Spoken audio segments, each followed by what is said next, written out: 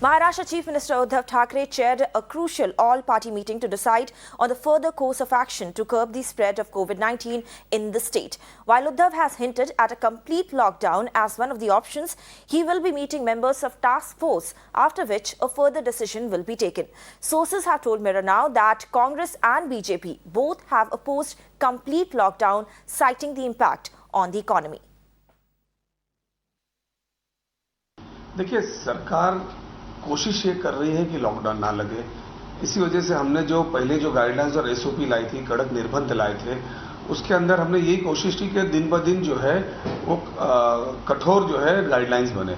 और आपने देखा होगा कि महीने के अंदर जो है गाइडलाइंस कड़क करते चले गए। आज जो है वीकेंड का एक कड़क गाइडलाइन शुरू है मुंबई शहर के अंदर, पूरे महाराष्ट्र के अंदर। उसके बावजूद जो है केसेस की संख्या आज शाम तक का बहुत ज्यादा कमी होते दिखाई नहीं दे रही है। इसलिए सभी दलों के नेताओं के साथ बैठ के टास्क फोर्स को भी सामने इन्वॉल्व करके उनके सामने ये सारी बातें रखी गई है। उसके ऊपर अभी और मेरे ख्याल से चर्चा होगी और फिर इसके ऊपर निर्णय तो कुछ ना कुछ लेना होगा। Let me go across to Sandhya Gora, who is joining us live with more details on this. So, Sandhya, a very important meeting there held by Maharashtra CM Uddhav Thackeray, hinting at a complete lockdown as one of the options to arrest the COVID spike in the state. Now, all eyes will be on CM to take that final decision, because similar kinds of hints had been given earlier also, in the past also, but no concrete decision was taken. Yes, absolutely, Gauri. See, Maharashtra Chief Minister Uddhav Thackeray in the all-party meeting yesterday clearly mentioned that if a lockdown decision is not taken today, tomorrow the situation of imposing a lockdown will automatically arise. This is how bad the situation is. He said that because the government understands that how people can get affected, so that's why we have to focus on them. It has to be planned in a way that that class is not impacted. He has also said that the need of vaccinating younger people specifically is there. That has to be taken care of. And he has actually raised serious concerns about how the situation is, going about in Maharashtra, how the numbers are increasing. He has said that how the numbers are increasing like this. It is going to be extremely difficult to manage the situation. And that is something Center should understand, that the moment that things started opening up, people started going out, and that's how contact tracing became difficult. People were carrying and spreading the infection more as compared to what was happening when there was a lockdown. In fact, he compared the situation with last year as well, Gauri.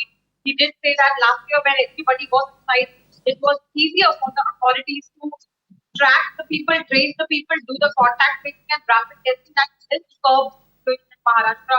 So these were some of the concerns which he raised, and he did say that if today a lockdown decision is not taken, tomorrow the situation will automatically bring us there that a lockdown decision will have to be taken.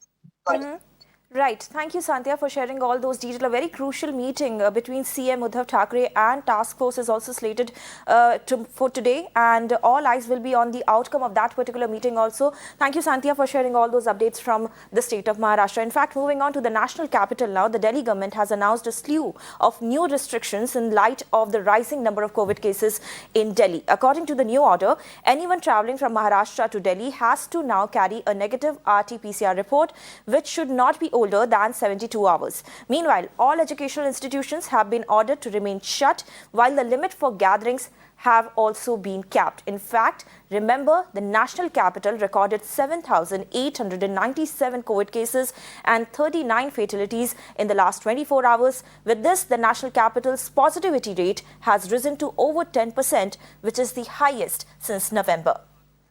Alok Singh is joining us live from the national capital to give us the latest updates. So, Alok, the COVID numbers that we are reporting from Delhi are pretty alarming. Now, the positivity rate has breached the 10% mark.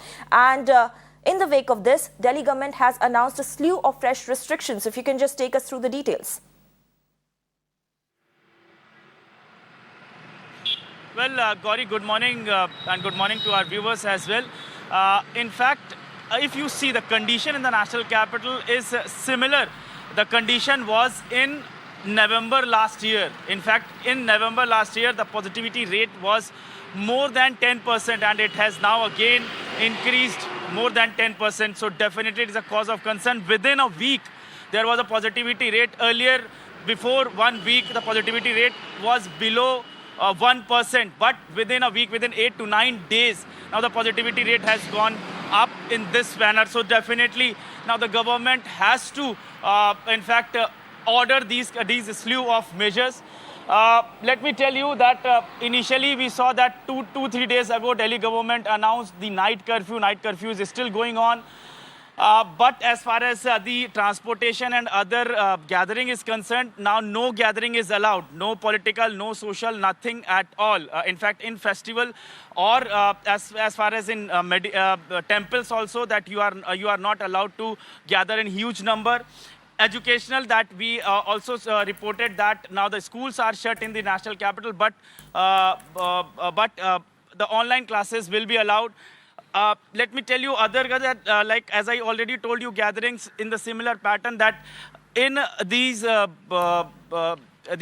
restaurants and pubs and bars, only 50% of the capacity, that capacity of 50%, that is allowed. Apart from that, that funeral only 20% allowed. In marriages only 50% are allowed right now. So definitely all these measures are now announced. In fact, in the metros and buses also 50% of capacities are allowed. So these are the things and these are the measures which were being taken by the Delhi government in November last year. The similar condition has come. Definitely the people have to take care of themselves, and now the government is making other arrangements as well. In fact, in the COVID hospitals, the bed are also being increased. I'm standing outside LNJP hospital. This is one of the biggest hospitals of the Delhi government. Here also, number of beds reserved for COVID ICUs. Everything has also been ramped up. So measures are being taken. We hope that the way that the surge is happening, it will be decreased in the coming days. Right. Thank you, Alok, for sharing those updates from the national capital. In fact, moving on and shifting our focus to the state of Karnataka now, in a shocking case of gross negligence, a COVID patient died in Bengaluru after he was denied beds in 2 hospitals. The patient was allotted an ICU bed at Mahavir Jain Hospital in Bengaluru's Vasant Nagar via government's bed allotment system. However, no bed were available when the family arrived at the hospital. The patient was then referred to another branch by the same hospital, but the family had to face the same ordeal there as well. Now, the struggle for a hospital bed continued for 6 hours, after which, finally, the family found one in a 3rd hospital and rushed the patient there, but it was too late. Bengaluru civic body BBMP has issued a notice to the Mahavir Jain Hospital for non-compliance with government order mandating reservation of 50% beds for COVID patients. A patient who tested positive for COVID-19 spent nearly about 6 hours in an ambulance because hospitals declined him ICU beds, and eventually his oxygen levels dropped and he passed away. Now, this patient was not one who randomly entered a private hospital and asked for a bed, but he went through the allotment process of the BBMP, wherein he registered on the portal, he got a bed allotted to him, and yet once he turned up at this very hospital that we're at, he was declined the bed. Yes, indeed, in Bengaluru, it is the Bhagwan Mahavir Jain Hospital that we're at, wherein this patient was declined a bed after having opted for it through the BBMP portal. The 108 ambulance service, in fact, allotted the bed to him here. And once he's reached the hospital, this patient was told that there are no ICU beds available here. Well, what happened next? He was referred to another branch of this very hospital itself, almost about 12 kilometers away. He travelled in the ambulance all the way till that hospital, and there too he was told that there are no ICU beds available for patients under the government quota. However, when we checked with the hospital, they conveniently told us that the beds that were reserved for the patients under the government quota have been given to other patients not under the government quota. The reason we question this is because time and again the Karnataka government has said that they would ensure private hospitals reserve 50% of the beds, since the state was almost facing a bed shortage at a time. And they've even gone on to say that they would ensure action is taken against any hospital which does not reserve the beds. And yet you have a patient that's dying over here, roaming around from hospital to hospital, spending hours in an ambulance with depleting oxygen, and still the hospitals are getting away with this. How will we ensure that this doesn't happen again? Because, you know, like you rightly pointed out, of course, government hospitals can almost be ruled out now, sir, because there are very few ventilators and ICUs. Now, how is this going to be ensured that other private hospitals don't follow suit and patients don't die like this on the roads? See, there is this system of bed allotment has been evolved for this purpose only. The normal system is that there are tertiary hospitals in the government hospitals and government medical colleges. Those are allotted. Private system has number of beds which is almost 3 times as compared to the government system.